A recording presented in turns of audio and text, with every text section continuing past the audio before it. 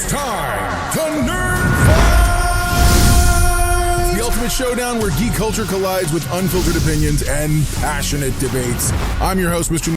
Know-It-All, bringing you the latest and greatest from the world of movies, TV shows, and all things nerdy. But hold on to your warp cores because the real captain of this starship is none other than Salty Trekker. So strap in for a wild ride because we've watched Terminator Zero on Netflix, and now it's time to rank the entire Terminator franchise. You don't want to miss it. That means only one thing. It's time to fight. Nerd Fights. Oh my god, you just... What's up, everybody? Welcome to Wait, Terminator Zero? No, listen. Okay, first off, he does not get to play that. Okay, I was here ready to put the new intro in, and my man disappeared on me, and I panicked, and I was like, "Where is he?" I went on a 50-state manhunt, trying to make sure I could find out where he was, just because he just had something installed. For all I know, it went bad, and he's off trying to find John Connor. Well, Okay, I do have this strange urge to get a phase plasma rifle in the 40-watt range. Anyways, so you're such a dork. I hate you sometimes. Yeah. But no, I want to do. Welcome to the show. Of course, This week we are not talking about Terminator Zero. Now, we're going to be looking at specifically. We're looking at Beetlejuice. Betelgeuse. Which is it's going to be fun. It's Tim Burton's newest return to the land of the dead. How long has it been since Tim Burton made a movie? It's been a minute. Well, not himself. He's been producing a lot of stuff. But producing is just like, I mean, come on. You put your name on the credits and you give them some money to work with. No, for real. But and so, hey, don't forget, you guys always feel free to send in some super chats if you're so inclined. It doesn't exactly give you preferential treatment, but it's going to make Salty giddy, and that always makes me smile. You love it when I'm giddy? I very much think it's funny when you get all giddy. So. I've never considered myself the giddy type. Yeah, no. And by the way, so let me apologize to you and publicly. Here's what happened. This is why we're actually late. Is that I was this morning when I got up, I was gonna take my morning pain pills, and once they kicked in, I was gonna go drive Uber for a couple hours, and then I was gonna do the Nerd Fight show with you. Good, solid plan. So I come upstairs and I take the pain pills, and I'm sitting here waiting with T'Pring sitting in my lap, and we're watching a TV show. And then I dozed off, and the next thing I know, it's time for us to start the show. And I hadn't heard from you. And I was like, holy crap. So I signed in, and I didn't see you in here. And I'm like, okay, where the heck is he? So I start trying to text you. No answer to my text. I try to call you. The phone immediately disconnects when I try to call. And I'm thinking there's something wrong with you. So now on my side, hang on, before you continue. So my side, I sit here, I'm ready. I'm about to put, because I have a workstation over there. I came over here to put the intro in, and I figured you'd be on because you're always on a little early anyway. Right. And so you don't show up. It's getting really close to time. It's like 11:59, and I'm like, where is this man? So I go to call you, straight to voicemail. I go to call you again, straight to voicemail. I send you a text because I'd actually text you 3 or 4 things today because like you're gonna need a piece of music, licensed music in case they flag the song from the beginning of this. Mm-hmm. And I sent you that and a bunch of other things. And so I'm like, what's going on? And all I could think is, oh my god, they installed this thing. And maybe something went bad. And I'm like, I have all the Murfreesboro emergency room numbers. and my wife goes, they're not going to tell you anything. And I was like, that's not the point. I'm over here ready to pull the trigger on calling, on texting all kinds of people looking for you. and my wife actually had the great idea. She goes, she's like, do the people he watch maybe have a way of contacting him? And I was like, I might go live and be like, have any of you seen Salty? Right. It's like, and the funny thing is, I was actually technically right on time signing in. I signed in right at 11 o'clock, but you weren't there. Your camera was on, but you weren't there. Right. And I was like, oh crap. So I figured I'd text you because you probably didn't realize I was there, and that's when nothing was going through. And it turned out it was just my phone locked up. And thank you for subscribing, Valen Davis. What's up? But so my phone just locked up. So I restarted the phone, and as soon as I restarted the phone, I got like 25 text messages, some from you and from random other stuff. And I was like, oh, crap, okay. Some from you, some from random, whatever. Yeah. Well, you were the only really important one there. Stan did point out real quick, just to get us somewhat back on track. Wow, yeah, like the last movie he's still actually directed was Dumbo in 2019, which So also 5 years. had Michael Keaton. He seems to like working with Keaton. Sorry, Well, I can Michael understand. Keaton Douglas these days. Yeah. I don't know if you noticed that. If you know that. He what? His name is Michael Keaton Douglas, but because there's already a Michael Douglas in the union, they wouldn't let him use it, so he's got to go by Michael Keaton. So lately, he's like, "Hey, we're all grown-ups and adults here. Is everybody cool with me going by Michael Keaton Douglas? Is that cool?" So is Keaton his middle name, or is... Yeah, apparently he wants to take back his last name, and I was like, "All right, good for you, sir." I did not know his name was Mike. Is he related to Michael Douglas? Not at all. That's weird. It totally is. Yeah. But anyway, oh my God. All right, so man, I'll tell you what. I saw the movie. Did you see the movie? No, I didn't bother. You You know. By the way, you know what I was actually going to do when with all the confusion about me being here and all that.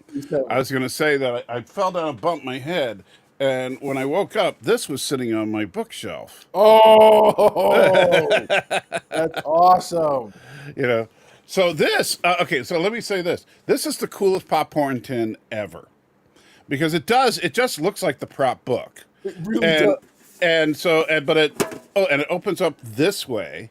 Oh, that's so cool. So it's a little storage. So I'm trying to think of what I want to put in it, because What theater company did you go to? huh? What theater company did you go to? AMC. Really? Yeah. They didn't have that one in ours. Did you go on opening day? Babe, call AMC. We need to get us Yeah. for the. But did you go on opening day? Because a lot of these things sell out on opening day. Oh, it's terrible. You're right. You're probably right. You know. And this was one we usually go the day after. Like we usually go to movies on Friday, but for the really good ones, I try to go on Thursday, because it's fun when you go to a sold out crowd and a movie like this, and people get into it. You know. It's true. No, for sure. Well, that's what we did with Ghostbusters when I got the trap.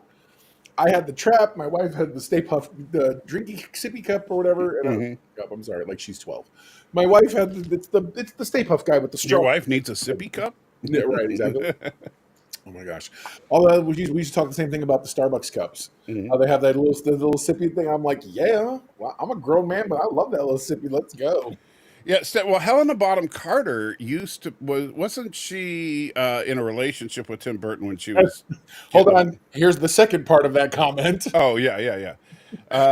Stanley's always on point, brother. Yeah, but yeah, she was she was banging Mr. Burton when she was getting like roles in every one of his movies. Now, granted, she was perfect for playing really weird women, like when she does a great job with that. Like in Mars Attacks. Oh man. She was so perfect, and so. But I have to say that having Monica Bellucci, while that caught me. Is he dating her now? I guess so. Really? Like, good for you, sir. Good wow, for you. I'm impressed. Okay, I'm officially impressed. This is like on the level of Roddenberry with Nichelle. I'm just like. We just talked about that last night. Yeah, I mean, because Tim Burton is a toad. He really is. Yeah, and you gotta really love him as a creative force to yeah. Yeah, he's definitely one of those. He's got a great personality types. If you're going to date the guy, Stan's right, by the way. Carter is she is a really gifted. She's a really great actor. I loved her in. Well, I liked her in the James Bond movie. I liked her in gosh, now it's right on the tip of my tongue, because I was talking about it earlier, that she was in. I was talking about it with my wife, and it's going to drive me crazy. What other movies has she been in? Who? Bonham Carter? Yeah. She was in Fight Club. She's been in the Harry Potters. No, more recently. No, not Helen Carter, but Monica. Monica Bellucci. She was in the Matrix movies. That's what it was. The Matrix. She was the psychic vampire chick. Yeah, and I was talking about she's the one that you could see her pubic hair through her dress, and it's like yeah, and she's like like you were complaining, but that's hilarious. She's also been. Let's see. She was in Melania, which is a French movie. Irreversible. Oh, stop trying to show off that you can pronounce Spectre. French. Well, no, You, I feel like I'm being rude if I don't. She played Mary in The Passion. She was in the. Few people have watched it, but I remember it from when I used to work in a video in the store. Passion of the Christ, she was married? Yeah. I did not realize that. I have to go back and rewatch it. Mrs. Know-It-All said, "If you only knew how much she needs a sippy cup." That's hilarious. She was in Bram Stoker's Dracula. I don't know what role though, because I have not. I'm only looking at the literal listing. Apparently, she's been in some things too, which is great. It's good to see. Yeah, She's extraordinarily talented. Yes. She is pretty to look at. and she does play a good freak, as we saw in this. She does. You know, No, I so- love the fact he wasted no time turning her into his what's her face from Nightmare Before Christmas. Yeah, With all the little staples and stitches, and I'm like, this is real. This is your thing, isn't it, sir? yeah. Anyway, Tim Burton seems to have a fetish of disassembled women. I wonder if it's like the reverse of how some women I can fix him. He's like, I wonder if she's broken enough. I'm like, stop it. Well, I'm thinking, and this is going to be a deep cut for anybody who knows what I'm talking about. I'm thinking that maybe Tim Burton many years ago watched the movie Boxing Helena and just said, okay, I want to do that over and over and over. Yeah, no, for real. So that's like his whole thing. He saw that movie, and for most people it was horrifying. For him, it was like, oh yeah. So that's kind of speaking into the brain of Tim Burton. Yeah, for real. Weird Speaking guy. for the first time about their romance in June, after months of rumors, Belushi confirmed that news to Elle France, Elle, the magazine in France, revealing her love for the filmmaker and how she's happy to have met him. Thank you, Stan. Appreciate you, brother. Always. Happy? Stan's like the de facto gossip guy. What was you gonna say? I'm disappointed that I met him. I mean, I'm so fortunate to have met the guy that keeps me employed. I mean, takes good care of me. Whatever. yeah. I mean, Anyway, sure, no. I'd be happy to meet Tim Burton, but Dude, I'd I'm be not happy about to to start meet Tim dating the Burton. guy. I'd be happy to meet Tim Burton, and I wouldn't mind dating. No, I'm kidding. No, I'm just. I think your wife might not be too. Look here, fond Tim. of I know you got something in there for a tall black Frankenstein. Let's go. We could be in the next Beetlejuice movie. Like, It would be fun. We'd be playing like undead podcasters on the other side. totally. Like we'd have a microphone rammed through our chest, and Oh my god, that's so funny. yeah. Anyways, all right. Well, let's try somewhat to try to get this train back on track. Okay, so we were going to talk about the first Beetlejuice first. Are we? I thought we were. I thought we were going to review the movie and then we go back and reminisce after. Okay, fine. Well, If you want to, because we're gonna. You can't. you're the showrunner. I'm just You're just the page shill talent. I'm the hack that just shows No, up. You're Vanna. You're the pretty face. I'm Vanna White. Oh, I'm the pretty face. We're in deep trouble. Oh man, you have no idea. The fact that everything's okay has me giddy right now. Because that's how bad. I was thinking, oh my god, do I? So I've told people this before. I live in a TV show in my head. I do. I see the world through scenes and cuts, and people will say something dramatic in my brain. And sometimes I say it out loud. I go, "Cut to this now." A moment later, in my head. So I don't say that kind of thing out loud, but I understand completely what you're saying. Like, all I could think to myself was, God, we had such a great conversation yesterday about working on future projects, other things. And I'm like, and that's the moment you find out he died. And I'm like, no. It was like, this is not okay. And so now I'm stupid giddy. So I'm just like, sure, we'll talk about whatever. Where's Planet X? We'll just talk to him all day. wow. I know. Congratulations, Planet X. You're the new co-host. For real. So All right, no, but seriously, let's kick things off by breaking down the movie's the plot. Beetlejuice picks up 35 years after the original. Michael Keaton's back as your favorite mischievous ghost. Winona Ryder returns as Lydia, now a mother to Jenna Ortega's Astrid. But let's get into it, Salty. What do you think about the whole? What do you think about the whole dynamic overall? Because obviously they did not bring back Gina Davis and Alec Baldwin, which means all you're left with are the Deetzes. right. And what was the name of Gina and Alec's characters? Their last. The Maitlands. The Maitlands. Yeah, I do think the movie missed the Maitlands. I do too. And by the way, Stanley, yes, there absolutely is. And so the Maitlands were the heart and soul of the first film.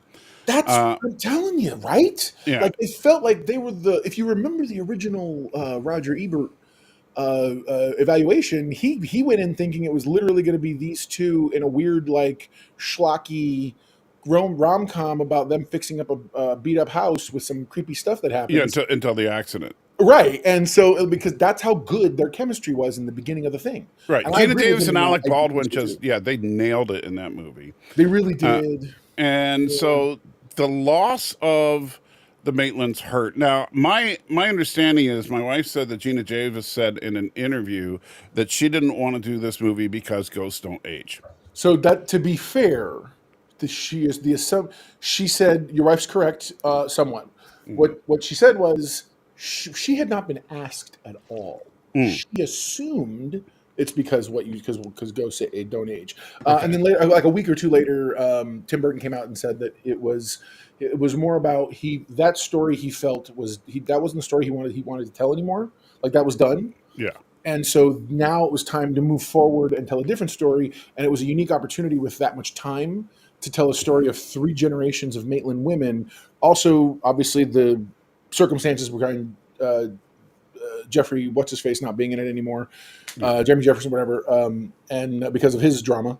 And so they were like, it gave us an opportunity to focus on these 3 characters. Though I kind of felt like you could have taken Delia, or you could have taken her, left her.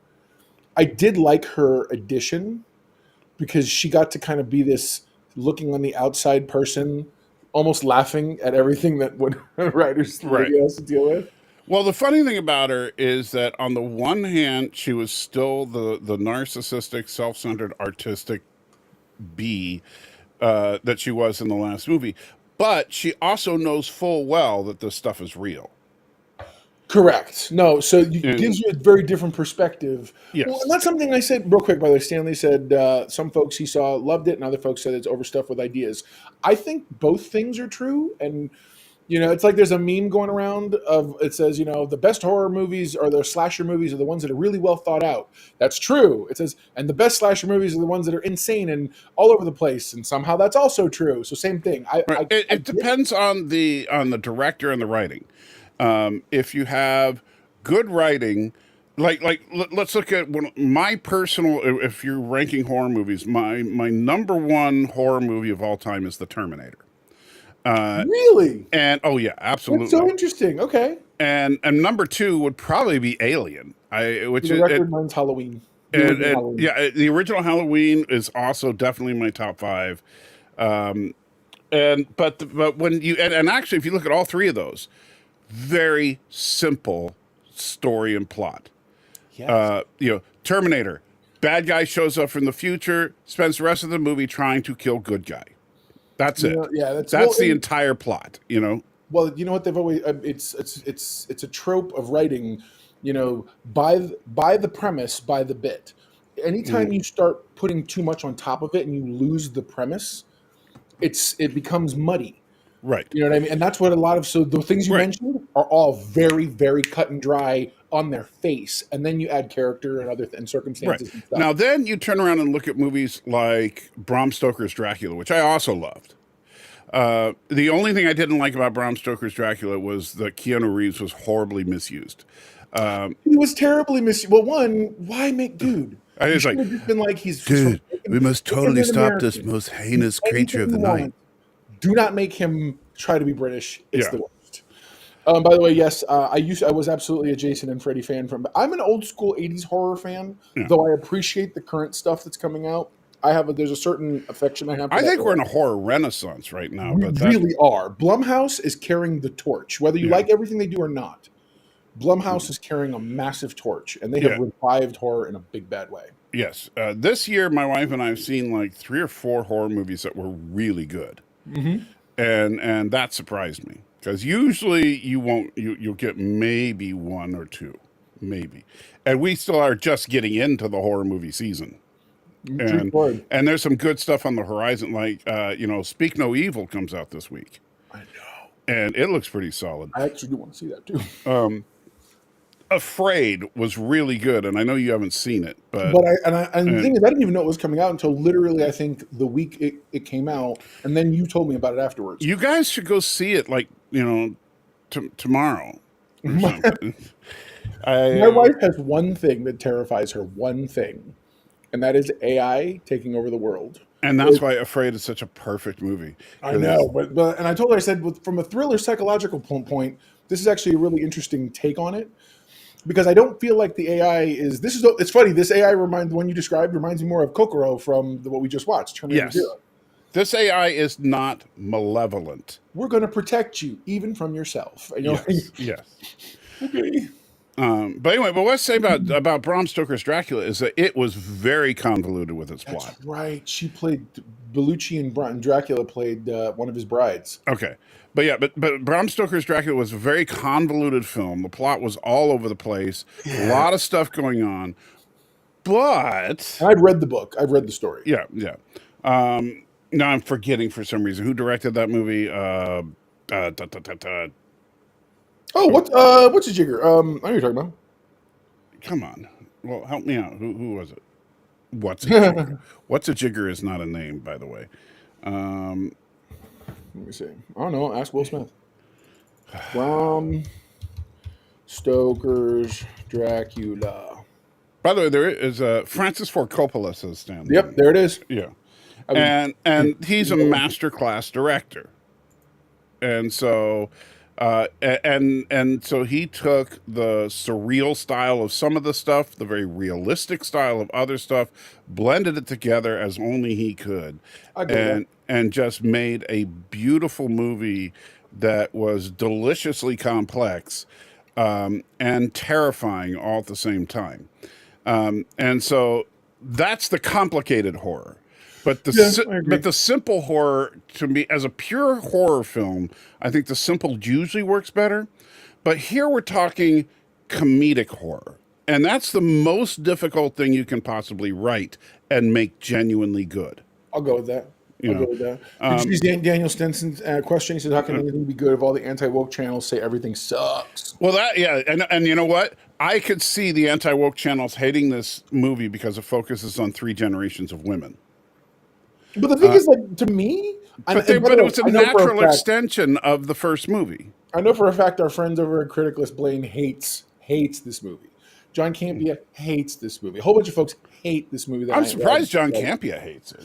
So, because I feel like you're either going... And I'm starting to see more of... You're either going to absolutely get it, or you're just going to feel like whatever you feel. And for whatever reason, whether it's because the nostalgia for the original is so strong. Because here's the thing. My wife and I watched the original last week, getting ready to watch the new one. I watched the original the night before we went to see this. I tell you what, man, I love it. I thought this movie was really good. And the amazing thing about this sequel is that you can watch the original and watch this movie back to back and think they were made at the same time. Agreed. Yeah, and you would just say either the old age makeup is spectacular in this one, or the digital de-aging was spectacular in the first one. That's the only thing you would say about it. I have watched Wednesday, by the way, and I dug Wednesday. Oh yeah, Wednesday was a good show. So this one, Tom Connors hates it. That doesn't surprise me at all. He probably hates it because it's all women. And don't get me wrong, I like Tom Connors. That's Midnight's Edge, one of those guys. Oh, got it. And he and I used to hang out and all that, but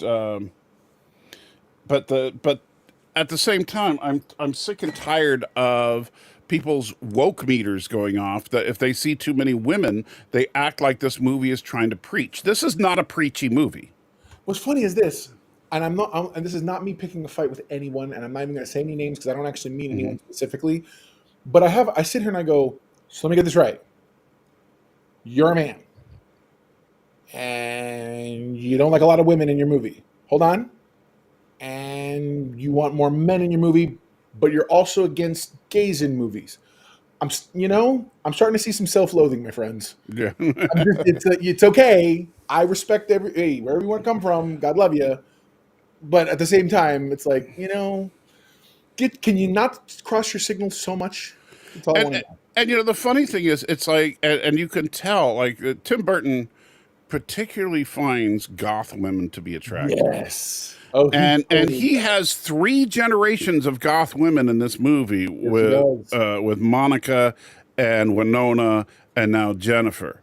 You know, and they all did. So the thing is, Yeah. Winona Ryder, I'm shocked because I was like, whether she thought she was done with goth eyeliner, because she going from the mom in Stranger Things to now back to Lydia Deetz. I'm like, God love you. That's awesome.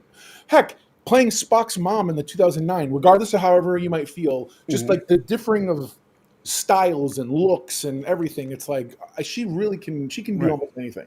right. But my thing is, are you going to really bitch about seeing 3 generations of attractive goth women on screen? And if you're complaining about that, why? Completely. Why? You know, they're not trying to say women better than men.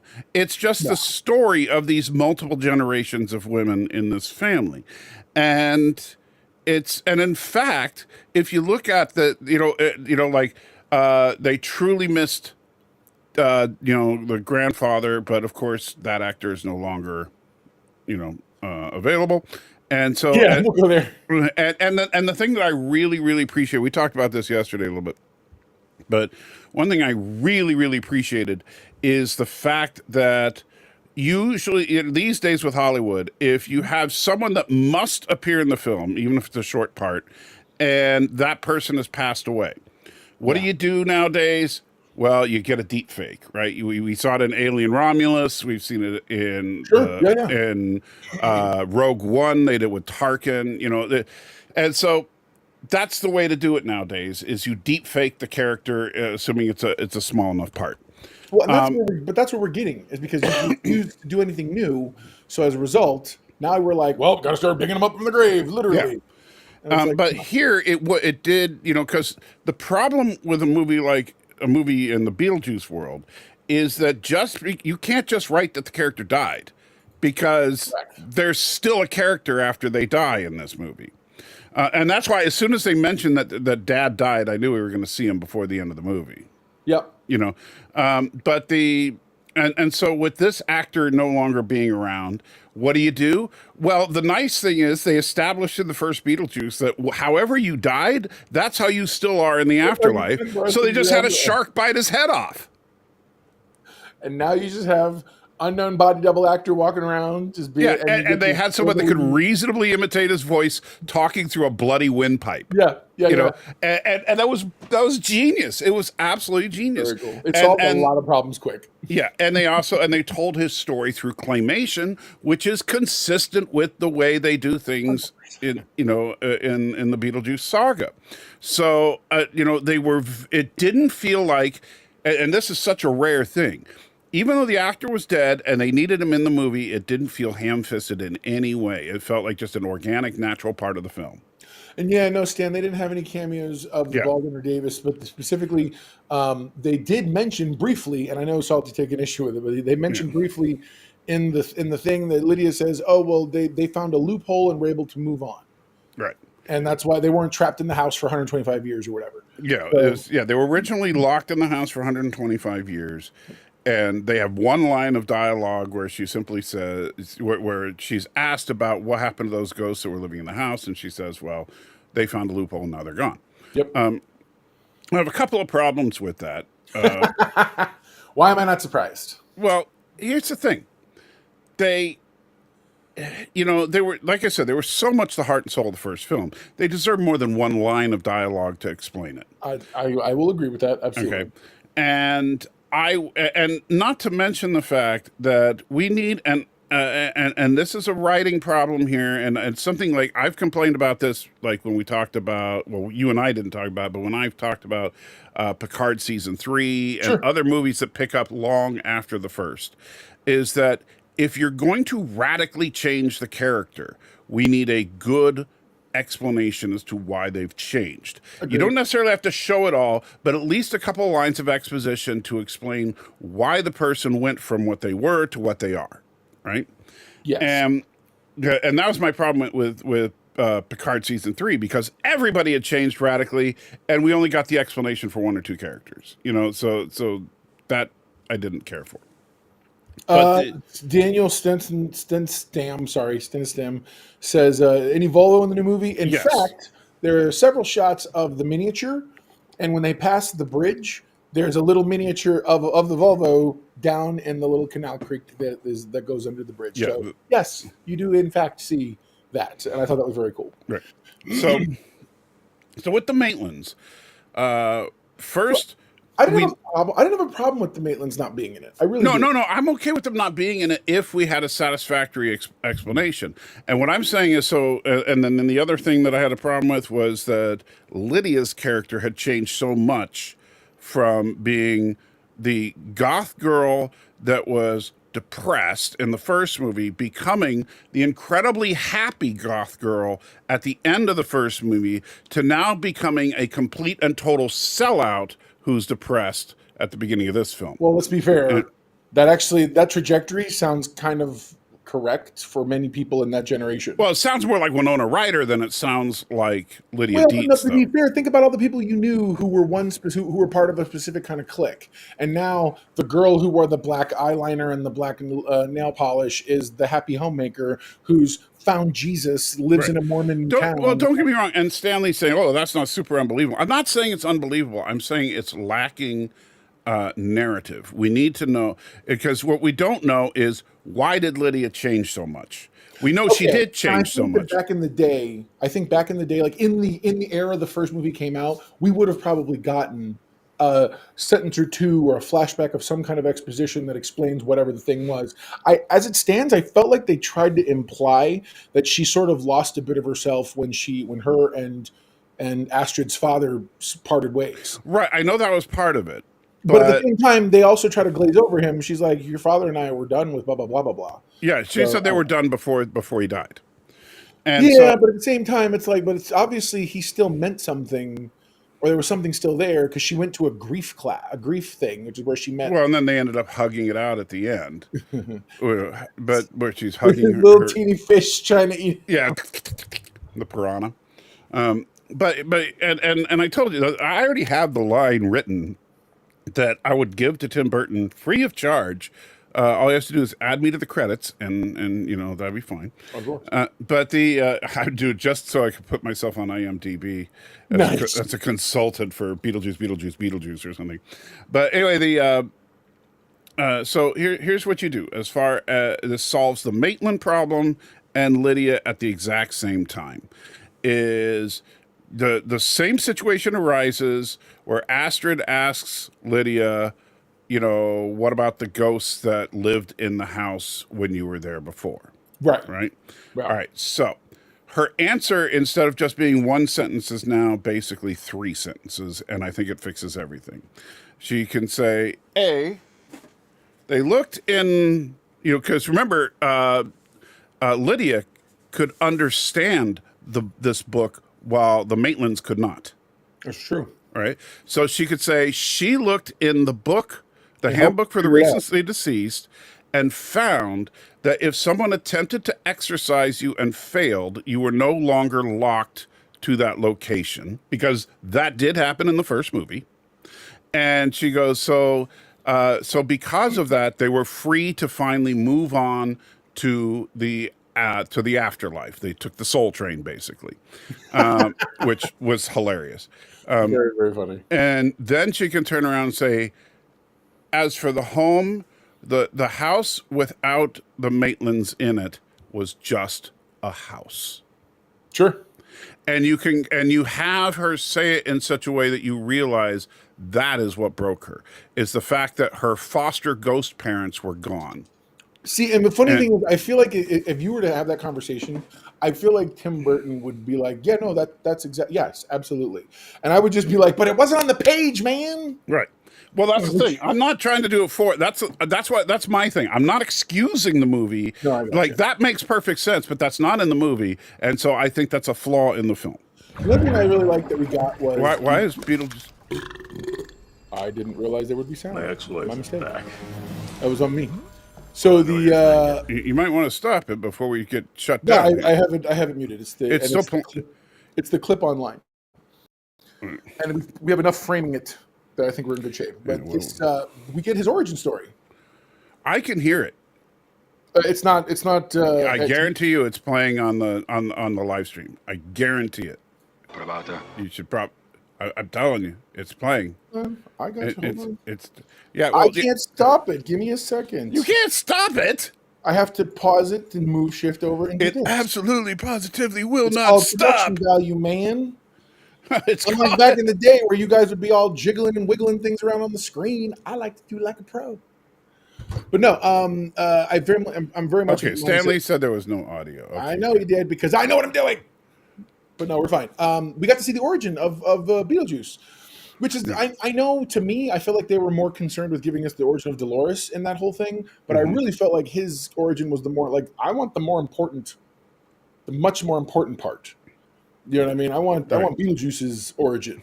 And I thought Beetlejuice's origin was on point. I thought that feel. Yeah, I was just a typical grave robber back then. I'm like, it's a grave robber. It's great. I was like, okay, that tracks completely. Yeah, and then this hot chick sees him as a dummy that she can use for her cult. Yeah. And which also tracks because Beetlejuice is kind of dumb. He's clever but not smart. Yeah. You know? Mrs. Know-It-All did point out, by the way, too, that they all kinds of callbacks. There were sculptures in the yard at the school because they apparently the same sculpture that they almost destroyed the house with, right? Or at least it looks like a much bigger version of it. I'm like, what is that? Well, notice there's actually, if you look, there's multiple copies of that sculpture. That's the winner, huh? That's the one. So there's the one at the school, but there's still one at the house. Yeah. And so what's probably happened was she remade a larger version for the school, and the funny thing is, I would love to have some more deep dives into this movie. As like if there's like a 6-hour cut of this movie somewhere, like why would she make that sculpture again, considering that sculpture came to life and was grabbing people in the first movie? No, I absolutely agree with that. And in fact, why not make it look more like what it looked like when it came to life? Because remember, at the end of Beetlejuice, she was making sculptures of Beetlejuice. Yes. And so I think all of her sculpture work... Why didn't you actually do more of that? Yeah. Like I would have liked to have seen her, like all these sculptures of the horrible things that Beetlejuice did. I can see that. You know. I can totally see that, actually. So I would have liked to have seen some of that. I don't see that as a flaw in the movie, just I think a slightly missed opportunity. Sure. As far as one of the many, many shining lights of this movie, let's talk about Willem Dafoe for a minute. Bro. Wolf Jackson. Yeah, Willem was chewing up scenery at a Shatner pace. He really was. And oh man, he was I feel like he's entered the Christopher Walken phase of his career, where he leans into just being who people have always said he is. Right. And he's doing all these wonderful roles now. Now he really needs to play the Joker now. Like, right, or if they ever do an actual Dark Knight Returns, like with an old grizzled Batman, yes, make him the old Joker who breaks out of the asylum. If you know anything about Frank Miller's Batman Returns, that's the Joker has been like in a catatonic state since Batman disappeared, and as soon as he sees him, he wakes up and is like, "Oh, this is happening." And he goes on one last adventure where he ends up dying at the hands of Batman. Amazing with Willem Dafoe. You give me Willem Dafoe and Michael Keaton in those two, and Michael Keaton does not have to be Batman of who he was. Make him the Dark Knight Returns Batman. Short ears, yards. I'm down. And the thing is, with the whole multiverse thing the comic book movies are doing these days, you don't even need to explain that it's not the same Batman from the 1989 film. You just say it's a variant or whatever. He said he looked kind of like the Poor Things character. He really did, because the Poor Things character had all the like reconstructive cuts and lines in his face where his face had been rebuilt. Yeah, I like the fact that he was talking about what an awesome guy he was for wanting to do his own stunts. The only the funny thing is, the only thing I thought could have been funnier is if with that line would be if they got Tom Cruise. Oh my God, you suck. That's funny. You know, because if they actually got Tom Cruise to do a cameo about like even like, and I tell you, I think he would do it. I really do. If Tim Burton approached him, I think he would do it. Something Would like be there's all kinds of silly rumors now that Tom Cruise is like he's confirmed for Secret Wars. It's not true. Yeah, but I think if Tim Burton asked Tom Cruise, I think he would do it to do a cameo where like he could be playing Tom Cruise after a horrible disaster doing one of his own stunts. I could actually see that. Yeah, I could totally see that. And that would be absolutely hilarious. And like and in fact, 47 Yorktown. Imagine like if they had a shot of, because we have Willem Dafoe as what was his name again? Wolf Jackson. Wolf Jackson. So Wolf Jackson on the case the whole time, and at the end they say, "Oh, Wolf Jackson, we have a new recruit for you," and you have Tom Cruise come in. And he's like, "So, I understand you have an impossible mission for me." I hate you so much. He's like, this guy, and all you see is like, and you're like, dun, dun, dun, dun, dun, dun, dun, dun. That's hilarious. Just give me a couple minutes. And then Wolf could be like, "Hey, you do your own stunts too, don't you?" Remember, Danny Elfman did the reimagination of the Mission Impossible theme song for the original Mission Impossible. Yeah. movie. And and it was so nice to hear a genuine Danny Elfman score again. Yeah. It was good. It was good, especially because they freshened up the same. So it's a lot of the. So like, I'll be honest, I loved that in Ghostbusters Afterlife, and later on, obviously in Frozen Empire, they brought back the musical points, but some of it was a little like it was like it's almost like they literally lifted the soundtrack and just put it where like we could do, just put another soundtrack on it and it's the same. This was actually the same score, but rearranged and done, because I listened to it the other day in the car. Because this is new music by Danny Elfman, but it's in the exact same style. Yeah, and it was seamless, and it was perfect, and it sounded robust and new and fresh, which is weird because of the classical instruments that are happening, like the harpsichords throughout and all that stuff. Right. Yeah, it's like the difference would be like a Star Wars fan film where someone uses Duel of the Fates because it's such an awesome song while they do a lightsaber fight, versus watching a Star Wars lightsaber fight that was scored by John Williams, specifically for that fight. Sure. You know, big difference. No, I get it. Yeah. By the way, Stanley says, and then he removes a mask to reveal it's Cruz from that scene you were writing. Oh yeah, yeah, the Mission Impossible mask. That's awesome. Just pulls it off. Yeah. But yeah, so Willem Dafoe was brilliant. I loved. No, he was amazing. As the most ineffective cop ever. Yeah, no, for real. And but they kept reminding him he's just an actor. They also expanded the lore of the universe. Like, where in the world is Beetlejuice working? Apparently, because you notice we see his offices for the first time. Yeah. But I started thinking more and more about it. He's got all the little head shrunk guys, and they're all wearing these like Century 21 jackets. It leads me to believe somehow he's in the we will clean your house of people business still. Yeah, like somehow it's got to remember and houses. Remember, if you pay close attention to the first film, Beetlejuice is known to, he worked for the agency originally, and then he started his own business as a bioexorcist. That's stated in the first film. Yes. So in this movie, we simply see his company headquarters. Yeah, but now his company headquarters is like underneath the main place. Yeah. Like he has a mail slot that goes straight to him. He's like, I got to go upstairs. And you're like, all right, well, whatever. And I thought that's funny in the trailer. I assumed that was because someone had said his name 3 times. Right. And then, no, it's actually Wolf wanting to interview him and talk about. Right. But Wolf is the police, so he could send him a notice to appear.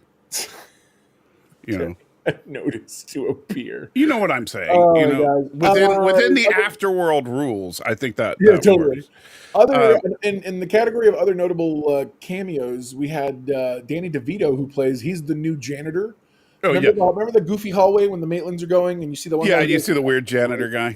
That's who I thought it was at first. I thought it was going to be that same janitor creature from the first film. So the guy who's wrapped up in snakes looked a lot like him. Yeah. And I thought that was going to be him, but no, it turned out it was somebody else. But Danny DeVito was a little toady demon guy. Well, was it just me, or did it seem like? And I wouldn't put this beyond Tim Burton, of course. Did it feel like Tim Burton was trying to take a shot at Danny DeVito's penguin?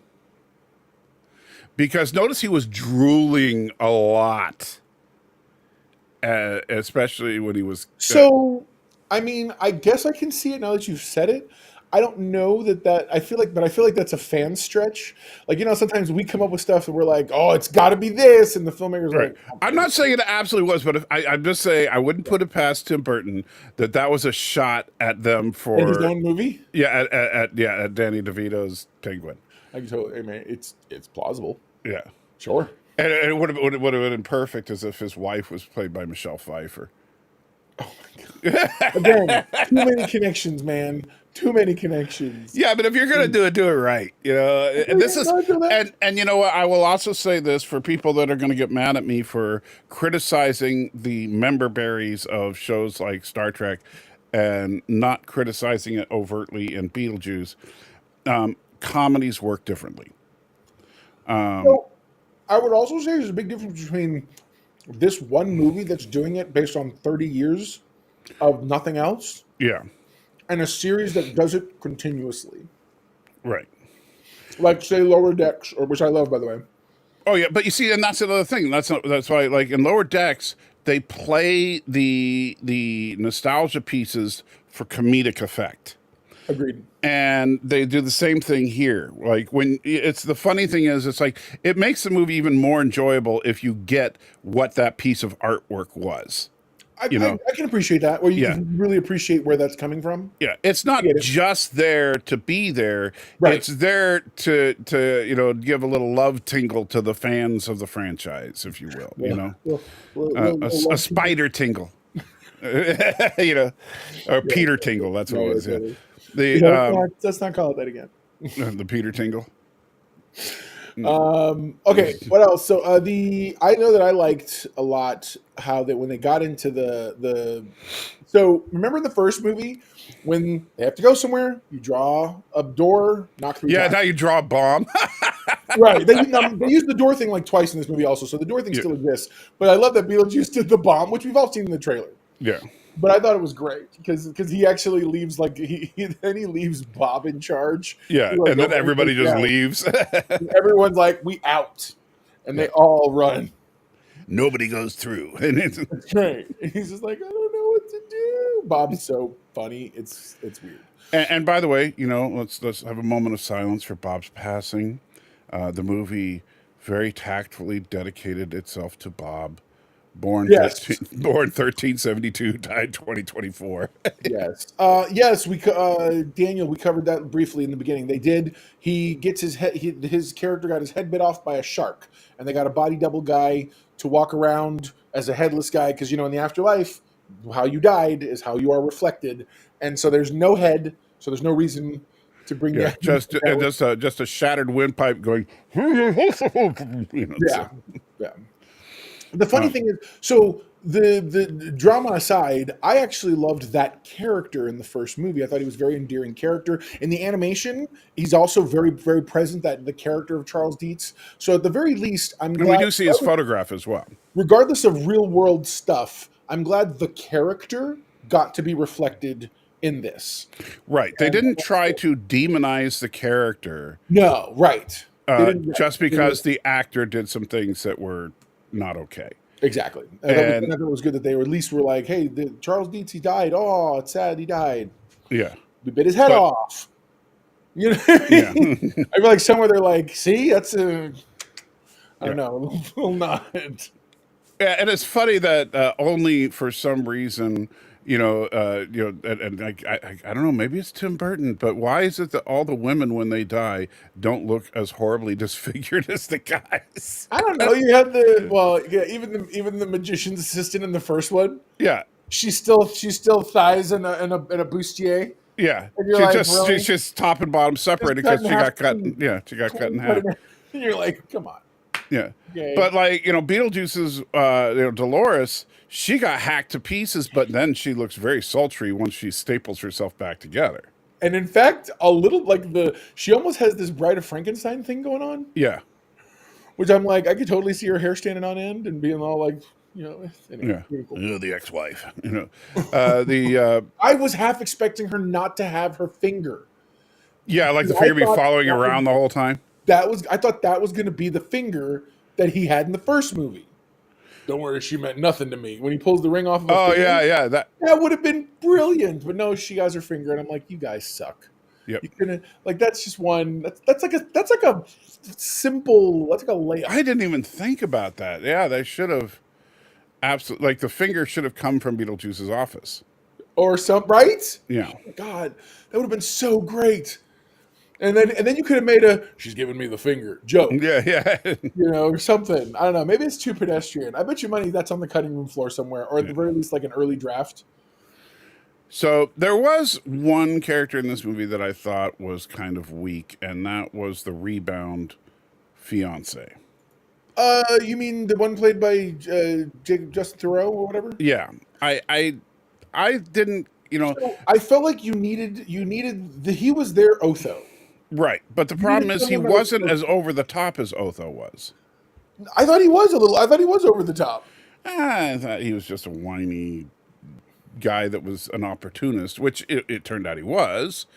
I like But the fact that the minute he's got the truth serum in him, he drops all pretense. yes, Which told me even then that all of that nonsense that emasculated not was all part of his game. right. And so in real life, he's like, I found an opportunity. I'm a con, blah, blah, blah, this and that. You're like, oh, Yeah. you dirtbag. I hated you for other reasons. Now I hate you for this. So, do you think there's going to be a Beetlejuice? I absolutely think they have to. But, I haven't looked. How's this movie tracking as far as box? See you later, Death by Rabies. The very thing Yeah, he got he got a dip. Let's see.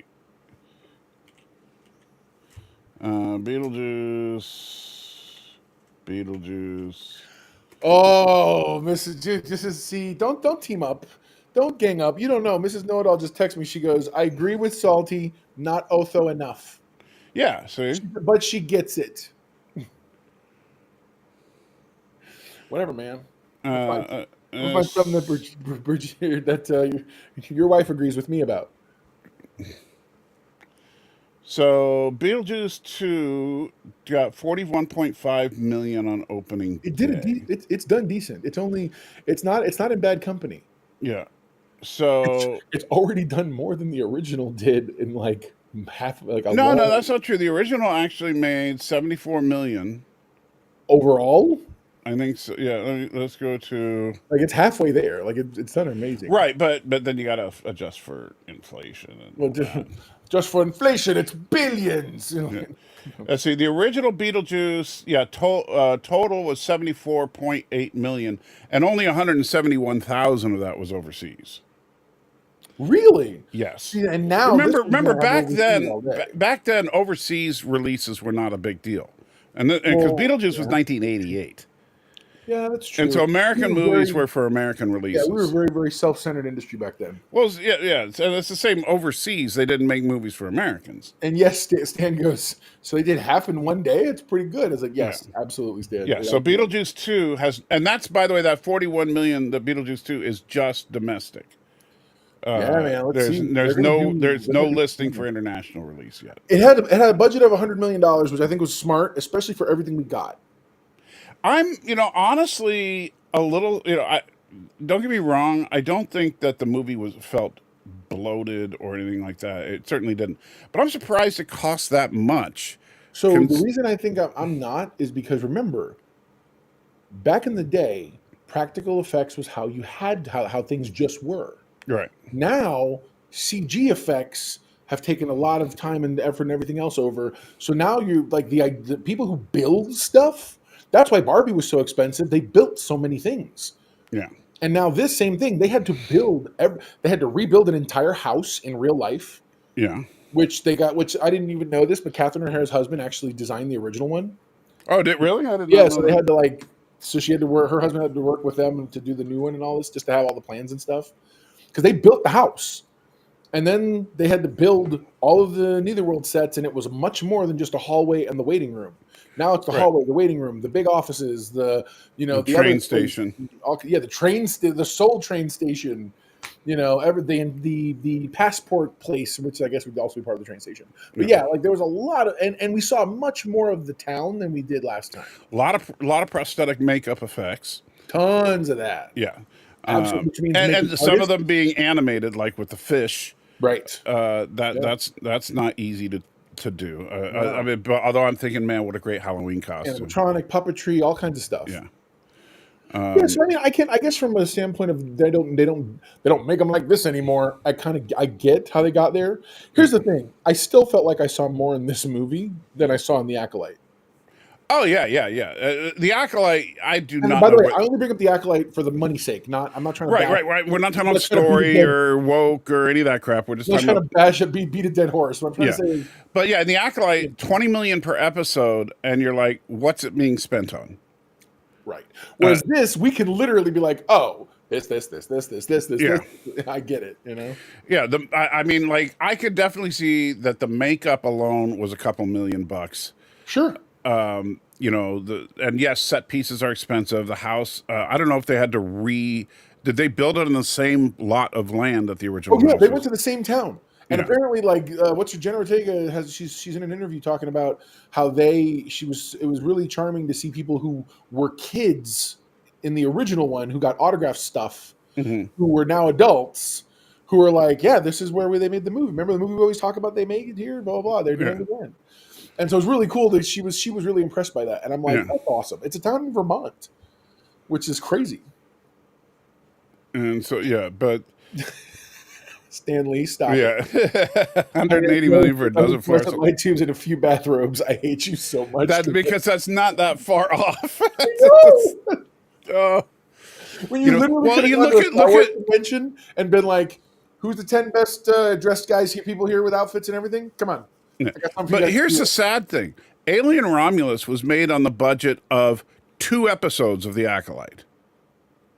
And that's an American film. We're not even talking about Godzilla -1. We're talking about an American Hollywood production that was better looking and had more animatronic effects and stuff like that.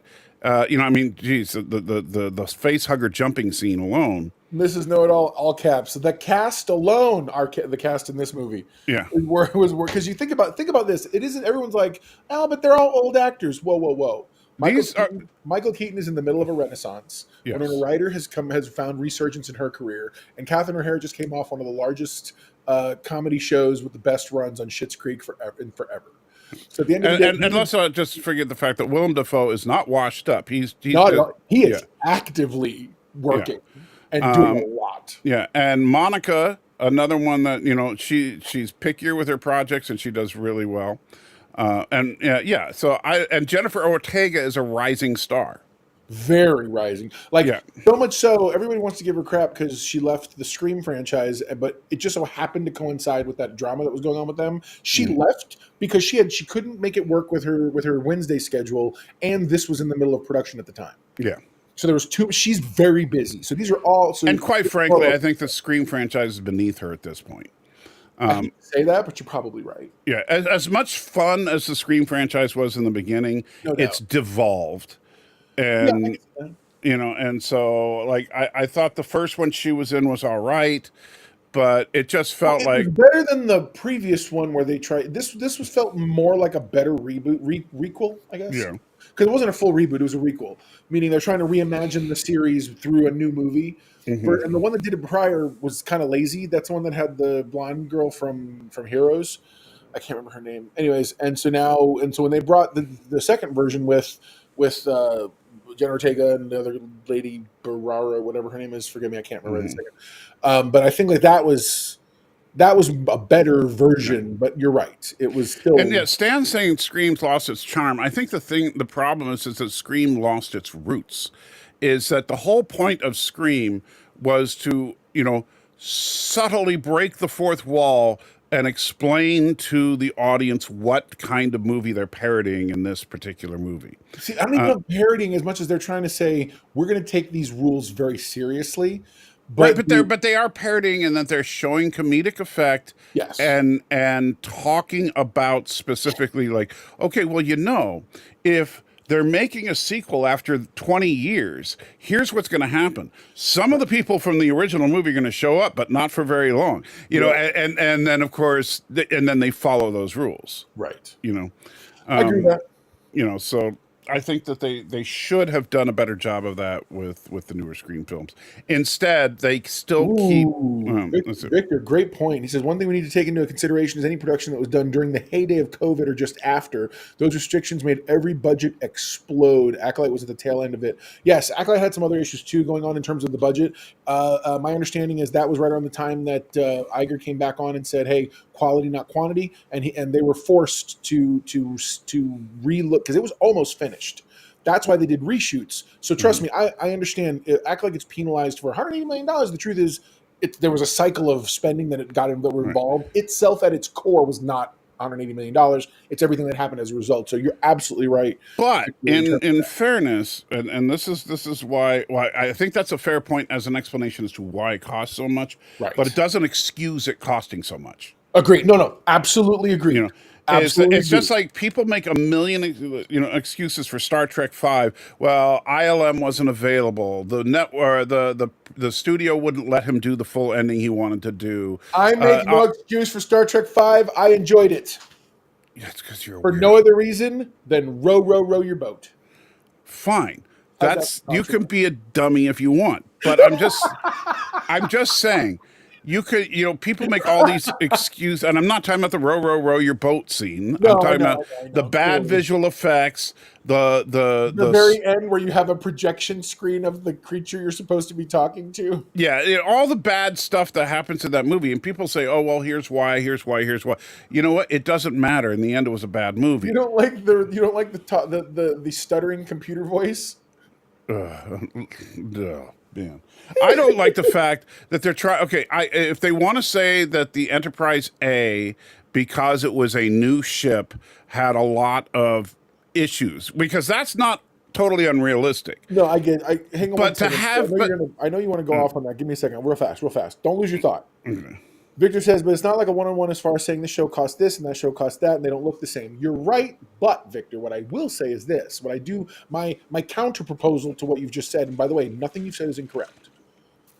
The issue is, does it look like you got the value for that money, regardless of why, regardless of where? If you're going to spend the money, for instance, if I'm the guy sitting in the chair, if I'm the exec sitting in the chair, and I'm making the call, and we'll use Acolyte as an example because that's what we're talking about, and I say, okay, go back, I don't care what it costs, I need this thing to feel like a better structured something. They better come back, and since you have now more time, money, whatever resource, it better be amazing. It better look every drop of the money that does have to be spent. Just like this, you're right. It is not pound for pound. I get it. This looks like every drop of $100 million was spent where it needed to be. Same thing with things like House of the Dragon. Same things with things like all these different things like that. So whenever we talk about that money aspect, I am happy to say that things suffer from the burdens of some aspects. But there are other items that came out in the same period, and you see it clearly. Right. Like, I have every belief in my heart that we're about to see this Captain America 4, and it's going to be amazing. And yes, it will have cost almost as much as Avengers Endgame. But because Feige stopped them and said, I don't care what it takes, you go back and you make this right. Because it's going to be, and because of that, it's going to be amazing. Right. I believe firmly. And if you do want to, and let's be real, if you do want to compare apples to apples, fine. Let's compare apples to apples. Sure. Obi-Wan cost $90 million. Bam. And that looks more expensive. Yeah, Obi-Wan looks like they spent $90 million on it. Absolutely. All right. So The Mandalorian costs $120. Do not judge the wall of the people try to judge it now. It looks like the volume. Screw you, people. It was amazing. Yeah, it looked great. And in fact, the funny thing is, when it first came out, everybody talked about how awesome it looked. Now, it's just like with CGI. People see CGI and they're like, oh, it's just a bunch of crappy CGI. Let me see you do anything that looks half that good. Do they say it with that whiny voice? Usually, yes. Okay. No, you're good. But you're right. Show me something that looks right. Absolutely. Now absolutely. I understand if you have bad CG, then it can be horrifically bad.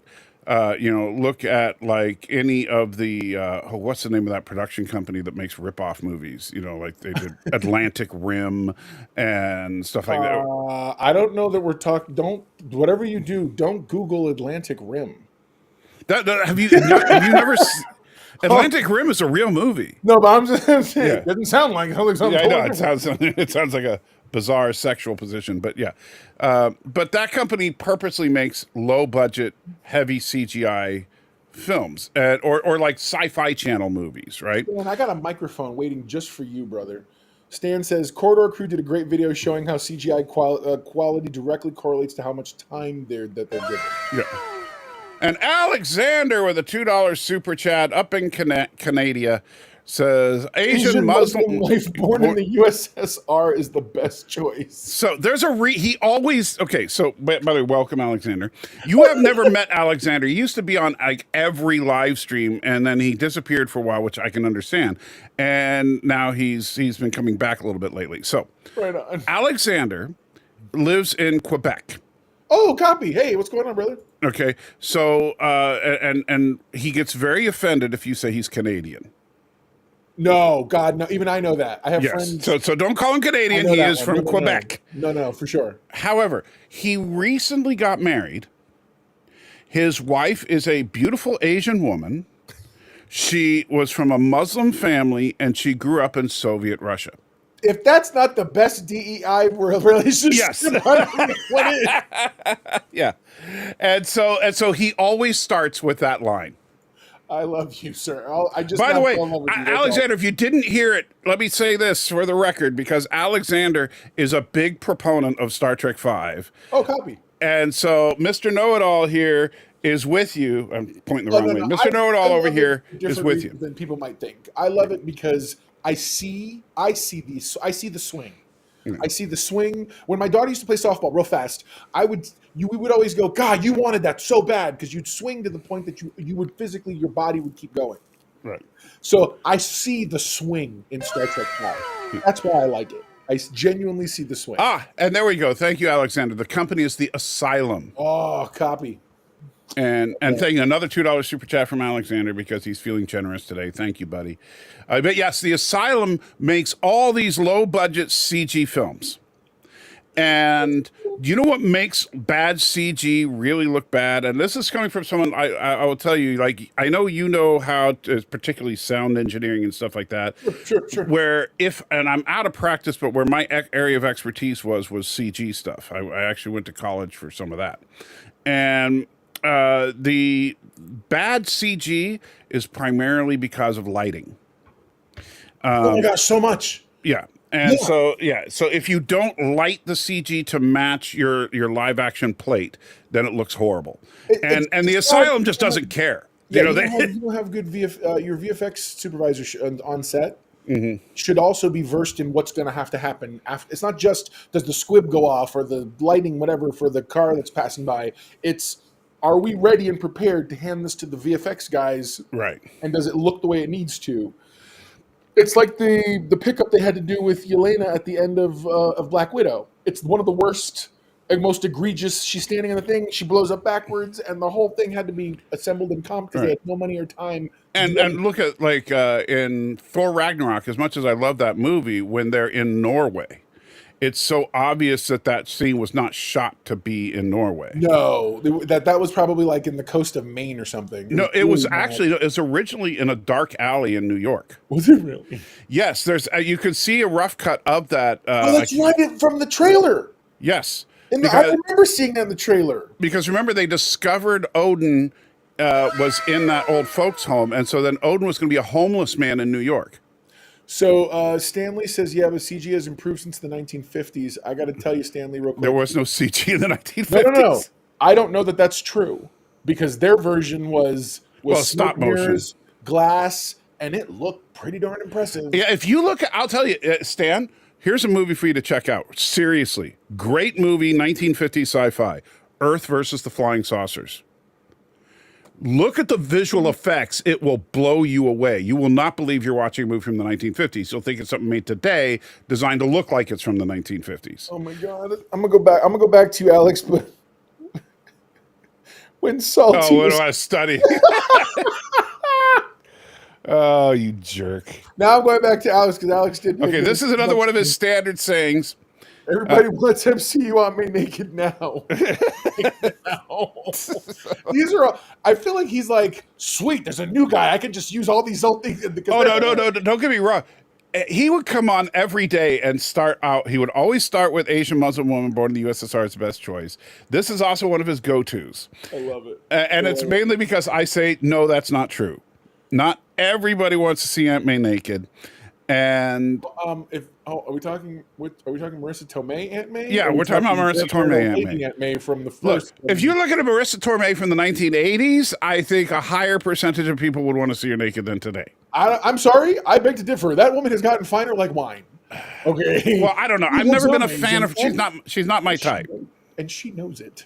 No, she's not my type either. Trust me. I like a girl with some meat on her bones. Yeah. But at the same time, I'm like, okay, I'm a My Cousin Vinny fan. So like, Yeah, I did like My Cousin Vinny. That was a great amazing movie. in that. Victor says, can confirm about lighting. I make TV commercials. Had to spend Oh, brother. By the way, I just left your world. I'm now in doing corporate videos and conferences. But I feel your pain. Yeah, you did commercials for a while, didn't you? I was in automotive TV commercial world, and it was rough. Right. So I got you. I feel you, sir. Yeah. Feel you on that. But one. absolutely, yeah, lighting. As far as the visual part of the medium, yeah, lighting is so key, and it's something that people don't. Amateurs. You can usually spot an amateur because it's really bad lighting, and yes. Now look, even though like I don't have proper lighting in this room, but I never put a light directly in front of me. Oh, you have no idea how annoyed I am right now because I have both my edge and the key on the same side of me. Yeah. And I want to go there so bad, but if I put it here, But see it on the screen, and I'm like, because I don't have a flag big enough for This my is light. actually how I meant to turn it on before we started. But this is actually how my lighting is generally set up in here. Yeah, it looks great. However, these are not good lights. These are just regular old light bulbs. Oh, we're gonna fix that. Don't worry. Yeah. But well, I'm just That's saying. I just serious. want to point out, if you're looking at someone on YouTube that doesn't know anything about lighting, there'll be one of those ring lights in front of them.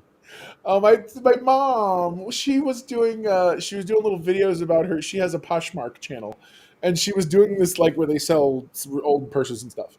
And so she goes, I did this video. She sends it to me, and it's like she is just white, and I'm like, oh, you're a what ghost. light are you using, Mom? That's an awfully big light there. Okay. She's like, I got one of the ring lights, like the girls on YouTube, and I'm like, oh, Mom, oh.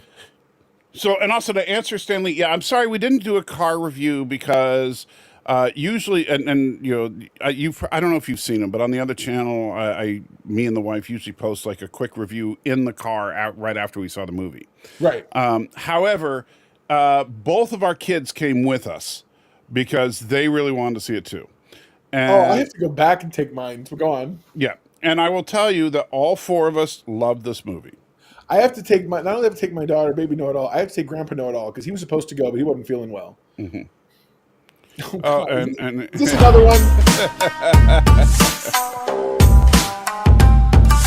Oh, Lordy. So I was Not working everything at can Mega be a Video masterpiece like when this barbed movie wire. came out.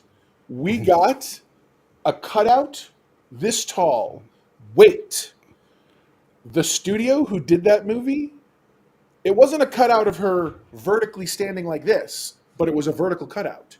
It was, the shot that's famous now of her sitting with laying on the gun?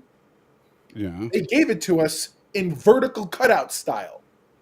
So it's supposed to be sideways, and in our video store, she was vertical, and I was like, do they know that you gotta look at it this way to see her correctly? Sorry. Great comebacks for your people, by the way.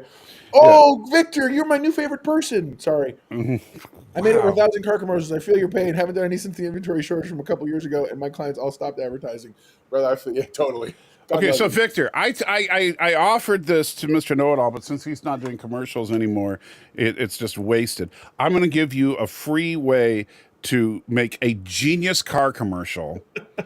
All right. Listen, you're gonna love this, Victor. Yeah, I absolutely love this idea. So especially, it's like a Halloween season commercial.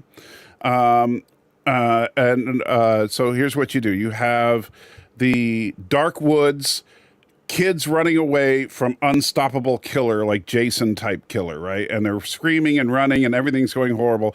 And so what do the kids do? Well, they split up into two groups, and we follow the first group and they see their car. So they jump into the car. And what happens in every horror movie when you jump into the car? The car won't start. Right? They start trying to turn over the engine. It doesn't start. And then the monster comes up and smashes the window. So then you cut back. So we don't have any gore because it's a commercial. So you cut back, you see like the car shaking, and you hear screams. The camera pans over and you see the other group of kids jump into an electric car. They hit the button and just leave. And then throw in your slogan, the new Chevy Equinox EV. No longer do you have to worry about the car not starting. So there you go.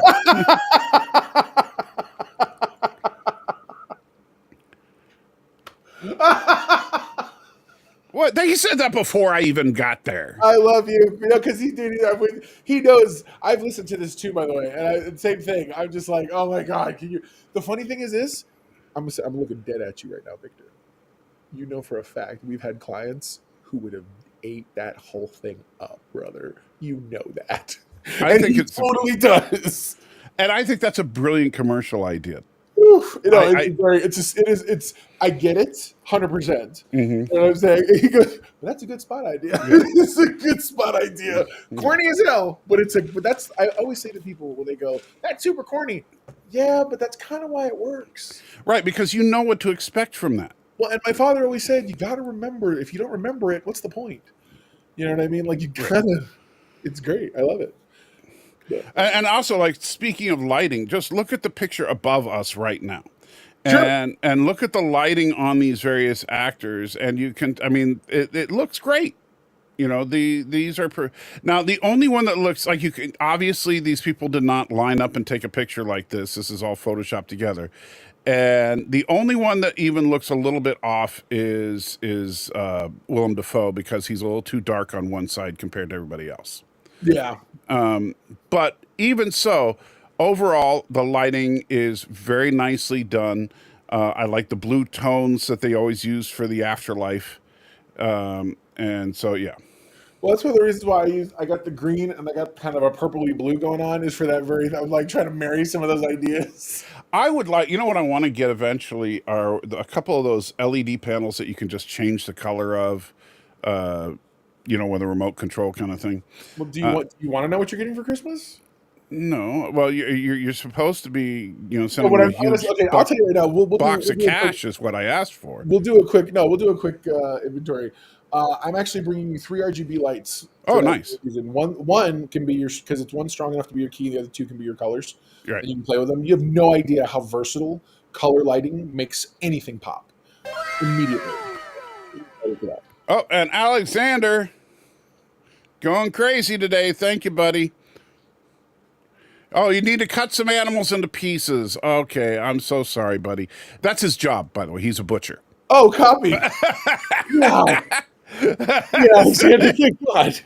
That is an accurate description. That is an accurate description of what a butcher does, is cutting animals into pieces. Nice. And so, Alexander, thank you for the super chats, buddy. I miss you. And you enjoy cutting those animals up. That's awesome. But yeah, Alexander, he thinks the best movies are Barbed Wire, Star Trek V, and anything with Jar Jar Binks in it. You know what, sir? I salute you for having the tastes that are yours. Not good for you. That's awesome. His idea of good comic books usually revolves around Conan the Barbarian. And Judge. He likes the really violent comic books, particularly. I can see that. And I personally can't get into that. I think it's a little too much. But hopefully, he's seen the original, The Mask. The Mask comic book graphic novel was nothing like the movie. The movie really G-rated it all down. Trust me. Right. The original Mask he was killing everybody. It was not pretty, and he was laughing the whole time because it's supposed to be the mask of Loki. So yeah, it was bad. And Victor says you can get those at Five Below. Are you talking about the RGB lights, or is he You talking? might have RGB lights of some sort, I assume, but Yeah. I'm bringing you good ones. I apologize, but yeah, no, it's again. I'm excited I'm excited to see where we take your side of things very soon. So especially because I can see your family like, when are you putting all this away? Like, never. I'm living here. What are you talking Oh no, about? I actually have. Unfortunately, it's a huge mess, and I'm glad you can't see it. But I actually do have a room that is dedicated to this kind of stuff. Nice. It's just that because, especially once I got sick and everything, it just kind of became a place to throw garbage. And so Got it. now I'm working on clearing out some of the stuff we don't need anymore, so I can, because eventually, like where I'm sitting, like literally just outside of the frame of this camera is stuff, like way too much stuff. It's like I'm in a hoarder's room, and so I will bring my. You're gonna bring me a dumpster to that. I'll bring my gloves. I'll bring my what are those called, wading pants. I'm ready. Yeah. You ready? But once I get this area cleared out, there'll be plenty of room to have a couple of chairs. So when the wife wants to join me, she can sit with me. Adjust the camera and stuff. I love it. But it's just a matter of getting it all together. But yeah, as far as stapling animals back together, let me say this, Vic. That's not the job of a butcher. That's the job of a good chef. All right. I love that so much. And so, which by the way, I have my own recipe for anybody that is having a huge gathering, and wants to be able to give all the meat you want. What you want is a moobie turducken. Oh my god, those things. It's funny. No. Specifically, my own invention, not a turducken. Okay. A moobie turducken. What is this? A moobie turducken is a chicken stuffed into a duck, stuffed into a turkey, stuffed into a pig, stuffed into a cow, stuffed into a moose. That's weird. Moobie turducken.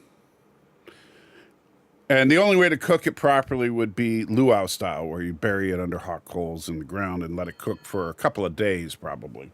That makes sense. I could see that.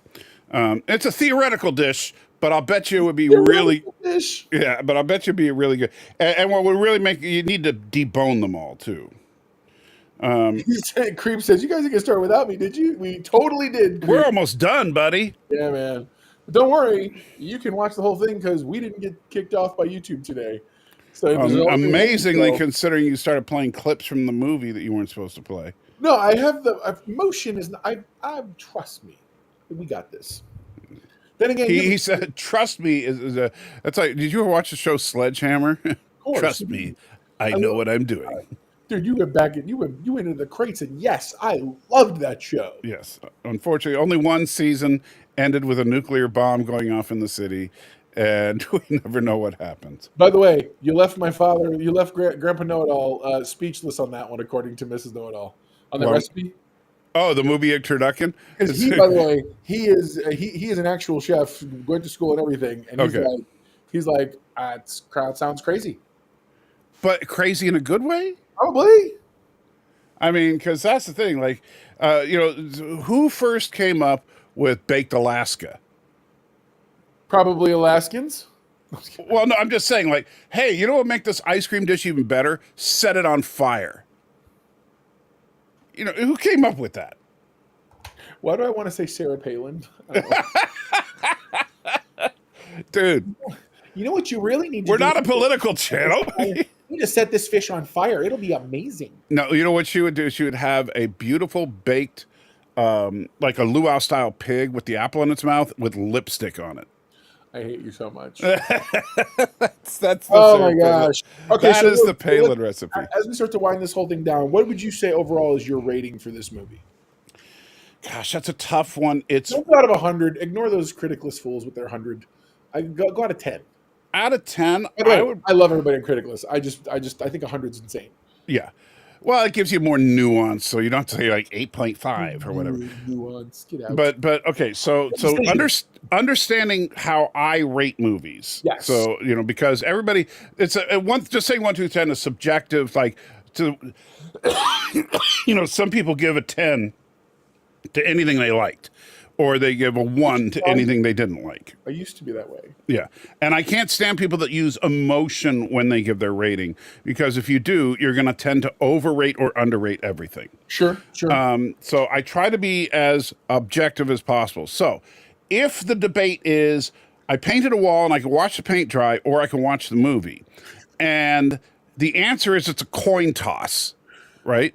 That's a 5 out of 10 to me. Got it. Okay. So anything less than a 5 means it's a negative experience to watch the movie. Anything more than a 5 means it's a positive experience. Sure. I would use adjectives like good when you go from like 6 to 7. Okay. I would call it great if it's 8 or above. I would call it excellent if it's above 9, like a 9.5 to 10. Okay. All you've done is break. So you want a scale of 5. No, because I give people low ratings. Just if the movie is like, because there are plenty of movies that I watch and I'm like, oh, I hated watching that. Okay, fair enough.